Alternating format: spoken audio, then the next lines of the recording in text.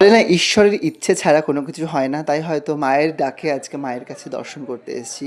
কারণ বিগত ৩ বছর পরে আমি এলাম। আমি ৩ বছর ধরে চেষ্টা করেছি বিভিন্নভাবে, প্ল্যান হয়েও আর পুজো দিয়ে ওঠা হয়নি বা মায়ের দর্শন করা হয়ে ওঠে হয়, তো তাই কারণে চলে এলাম একরকম। তো হয়তো মায়ের ডেকেছে তাই কারণে এসেছি।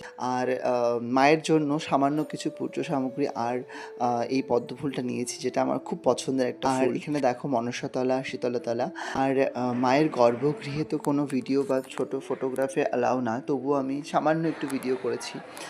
খুব মন্দির সংস্কার হওয়ার পরে খুব ভাল লাগছে দেখতে, আশপাশটা বেশ পরিষ্কার পরিচ্ছন্ন। আর এরকম প্যারা প্রসাদ শালপাতার ঠোঙায় মোড়া, ভীষণ সুন্দর। কিন্তু মা মিষ্টি খেয়ে ঘুমোতে যান, তো চ্যাপ্টা রসগোল্লা এখানকার ফেমাস, তো সেটাই খেতে এসেছি। এতকাল ধরে আমি, এতকাল মানে কি, এমনি আমি 3বার এলাম এখানে, বাট ফার্স্ট টাইম আমি আজকে ট্রাই করব।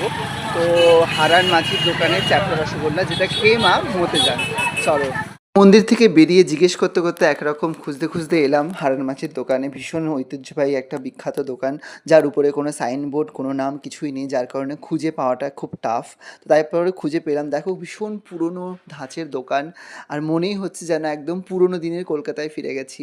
রসগোল্লার স্বাদ কিন্তু ভীষণ সুন্দর ছিল, ভীষণ নরম, মুখে দেওয়ার সাথে সাথেই গলে গেছিলো, এত টেস্টি ছিল। আমার পছন্দের কিন্তু সব থেকে বেশি এই শালপাতার ঠোঙায় মোড়া প্যারা প্রসাদ, যা কালীঘাটের মায়ের খুবই পছন্দের, আর ওখানে গেলেই একমাত্র পাওয়া যায়।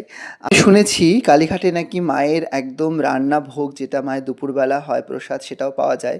তবে সেটা কিভাবে পাওয়া যায় আমার জানা নেই, তোমরা যদি জানো অবশ্যই কমেন্ট করে জানাবে। সবাই খুব ভালো থেকো।